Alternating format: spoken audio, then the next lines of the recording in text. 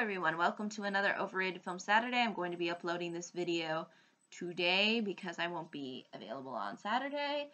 So yeah, without further ado, let me discuss Gladiator. Now, a while back, when I was discussing things that I sort of disagreed and agreed with when it comes to the nostalgia critic, I did mention Gladiator and how I still thought it was a good film. And I still think it is a fairly good film, and I do enjoy watching it. It's not one of those films where I go, Gladiator, so overrated, and I don't really have this rage against it. It's definitely not like Frozen, where there's just certain parts that really do bother me. With Gladiator, they're just flaws. They're just flaws that, they exist in a lot of films that ended up becoming fairly popular. And I will, kind of look into the shortcomings. I realize that this film does have shortcomings. But I do really have this fond enjoyment of it because one, it is historical. Two, it's got a lot of great action sequences, and it has a really fun, over-the-top villain, and it's very dramatic, and and it has this spectacle to it, and it has this very interesting sort of message behind the whole concept of Rome and things like that. So this film has, I think, a lot of intelligence to it. Now, where the flaws, I think, come are genuine complaints that I think people can have with this film, and I'm not going to lie that these flaws exist. So, let me discuss these flaws. I think a lot of this has to do with the character development, because we don't see Maximus end up bonding with his kid or his wife. So when they die, and that's not really a spoiler for people because it happens literally in the beginning of the movie, you don't really, there is not a huge amount of attachment associated with Maximus's sorrow because, and Maximus being the main character of this movie, because again, you don't really get to see him interacting with his family, which is who he was really fighting for throughout the entire movie. And again, this is definitely a contrast to a film that I put in the classic category, like Braveheart. Regardless of the flaws within that film, they did establish some character development because you saw William Wallace bonding with the love of his life. There were scenes of them together. There was a genuine chemistry there. Was it fleshed out like when Harry met Sally? No. But at the same time, it was enough to where you can feel like there is some emotional connection. And you can really get behind William Wallace's cause at the end. Whereas with Maximus, I mean, it's a fairly understandable cause. But at the same time, there's no emotional attachment to it as much as so with a film like Braveheart because there's no development beforehand. There's no looking into his relationships with his family. We just see him fight a battle and then his family's dead. And that's pretty much it for setting up the film and what he ultimately does to have his vengeance, so to speak. But that is a huge issue.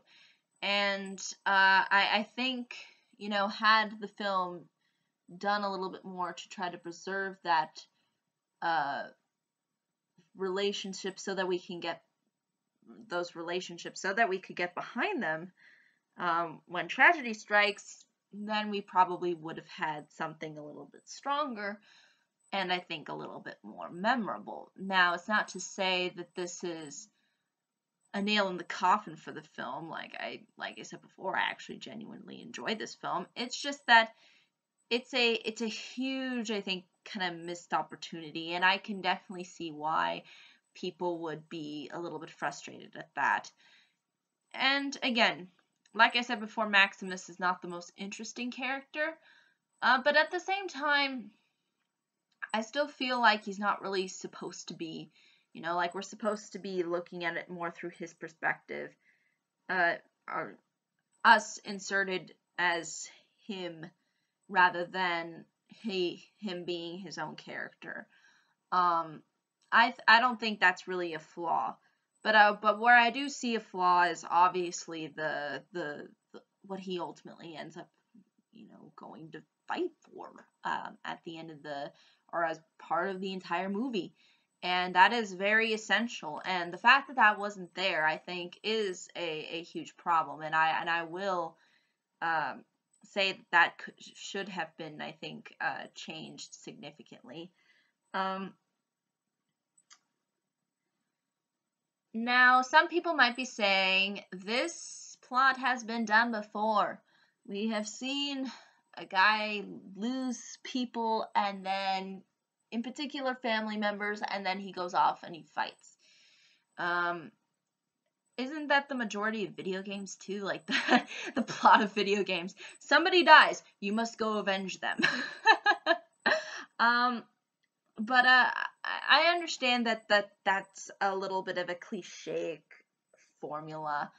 And I think there could have been areas where this film could have tried to maybe put a different spin on things. I mean, they still, I think, at least tried as far as, giving him this whole identity of being sort of a slave and whatnot. But I'm sure, but there's, other films that have focused into on this kind of a concept, maybe not as directly, because again, we haven't really seen, there's not really a whole slew of Roman films or films that take place during the Roman era, which I don't understand. They should do a lot more of those. But again, my personal history biases aside, I think, had they tried to try to think a little bit outside the box, then I think things could have definitely been improved on in that category into making it feel a little bit less cliche and, trying to maybe give some kind of interesting plot points to go through, maybe Maximus doesn't really go to Rome necessarily, or maybe he goes to Rome a little bit sooner. I kind of don't see the point in him going. I mean, I know he's ultimately taken there, but I guess you could say it's part of sort of the training. But why didn't they just take him to Rome? I mean, it would have been the same scenario that would have ended up happening. So, yeah, I think that there is I think that those elements, that exist within the plot, there could have been some improvements made for sure. But I hate to feel like really nitpicky on this film because I do enjoy it so much, but at the same time, I'll acknowledge that it's not perfect. I mean, it's got its issues, and I think definitely that largely is due to the character development. Maybe if we could have seen more too, the villain bonding with his father that ultimately ends up passing away, and that's not a spoiler because that's also in the beginning of the film. A lot of people die in the beginning of this movie. If had they focused on that more, that would have been, I think, a little bit would have provided some interesting commentary too. So I just think that there's definitely certain layers that they could have added on to make this film feel a little bit more whole. And you don't feel like something's missing from it. Um, but to be honest, I enjoyed this film in the same way I enjoy The Lion King, but I will acknowledge that it is sometimes a little bit overly excessively praised and, not really looked into and the issues are not really necessarily looked into. But I still genuinely enjoy this. I definitely recommend people see this film. I don't think it's a horrible film at all. But it definitely has some things that I think can bother people. I don't think these things that I've mentioned are necessarily a deal breaker. They might be for some people, like the nostalgia critic, but for me personally, they're not really necessarily deal breakers. They're just areas where I know, yeah, there could have been some attempts made. But as far as a film that, talks about Rome and, kind of addresses the time period and, what people were going through and, the kind of lifestyle people were living and, and how, the people within power, in particular the emperor, were really kind of, bloodlusty and, just very cruel and, you know, and, creating this whole world is just not something that you see in a lot of films. And that's why I think it was one that I really enjoyed, regardless of its flaws, which I will acknowledge. And again, like I've said before, I enjoy this movie. I don't think it's anywhere near as to being a classic necessarily, unlike Lion King, but at the same time, I still think it's solid. It's just not rock solid, you know what I mean? It's fun though overall, at least for me. But I can understand if there's some people who think differently. And but yeah, I think that's really ultimately all I can say when it comes to this particular film. But if there are any questions, comments, concerns, I'd be more than happy to answer them.